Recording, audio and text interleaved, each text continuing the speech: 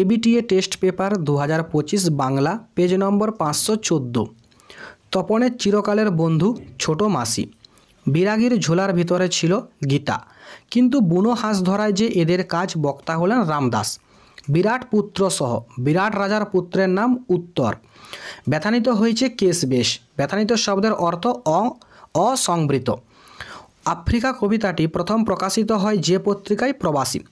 কলিকাতা বিশ্ববিদ্যালয় পরিভাষা সমিতি নিযুক্ত করেছিল 1936 খ্রিস্টাব্দে। লাঠি তোমার দিন ফুরিয়াছে কথাটি বলেছেন বঙ্কিমচন্দ্র। অল্প বিদ্যা ভয়ঙ্করী, এটি সাহিত্যের কোন বিষয়? প্রবাদ।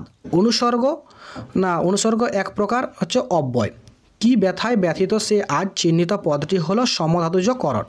জ্ঞান বৃক্ষ শব্দটির ব্যাসবাক্য জ্ঞান রূপ বৃক্ষ। বঙ্গে জাত যে বঙ্গজ, এটি হলো উপপদ তৎপুরুষ সমাস। তোরা সব জয়ধ্বনি কর চিহ্নিত পদটি যে সমাসের দৃষ্টান্ত? কর্মধারয়। সকালবেলা জলে আগুন লাগলো, এই বাক্যে যা নেই যোগ্যতা। সব মিলিয়ে লেখালেখি রীতিমতো ছোটোখাটো একটা অনুষ্ঠান, এটি হলো সরল বাক্যের। সমূলে নির্মল করিব পামরে আজি, এটি কোন বাক্যের উদাহরণ? কর্তৃবাচ্য। কি অদ্ভুত কথা বললেন, অদ্ভুত কথাটা কি? বহুরূপী গল্প অনুসারে বিরাগীরূপী হরিদা জগদীশবাবুর কাছে টাকার না নেওয়ার প্রসঙ্গে বলেছিলেন যে সন্ন্যাসী সেজে টাকা নিলে তার ঢং নষ্ট হয়ে যাবে।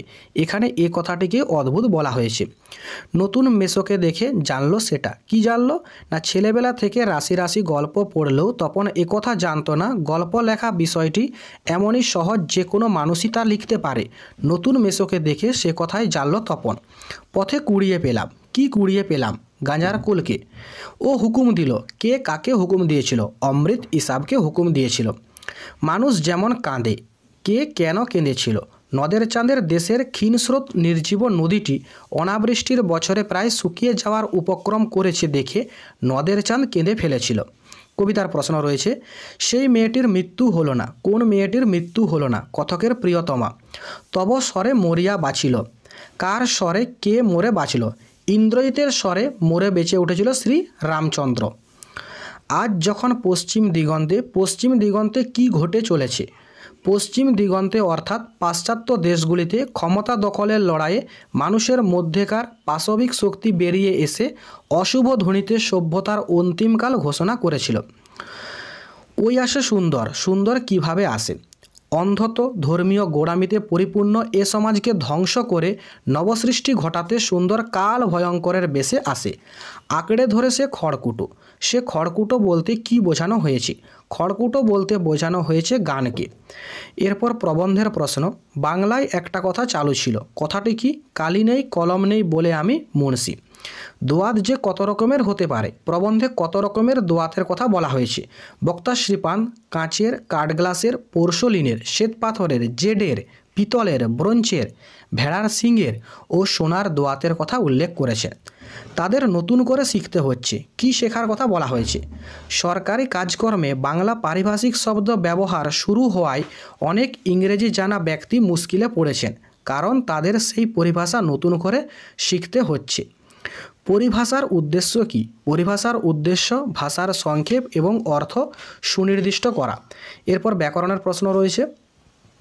তির্যক বিভক্তি কাকে বলে?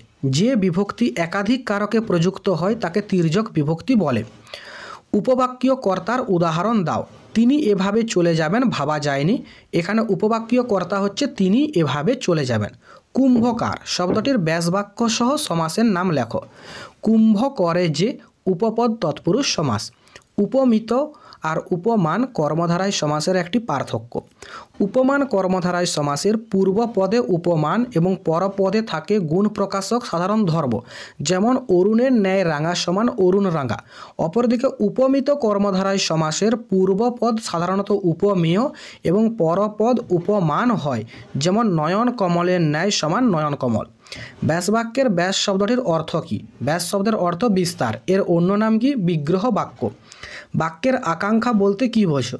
বাক্যের খানিকটা অংশ বললে বাকি অংশটুকু বলা বা শোনার জন্য যে আগ্রহ তৈরি হয় তাকেই বাক্যের আকাঙ্ক্ষা বলা হয়। কার্য কারণাত্মক বাক্যের একটি উদাহরণ দাও। যদি মেঘ ধরে তবে বৃষ্টি হবে। সন্ধ্যায় পাখিরা বাসায় ফেরে। যৌগিক বাক্যে পরিবর্তন করো। সন্ধ্যা হয় এবং পাখিরা বাসায় ফেরে। কোন বাচ্যের রূপান্তর সম্ভব নয়? কর্মকর্তৃবাচ্যের। কতদিন পরে এলে বাক্যটিকে ভাববাচ্যে রূপান্তর করো। কতদিন পর আসা হলো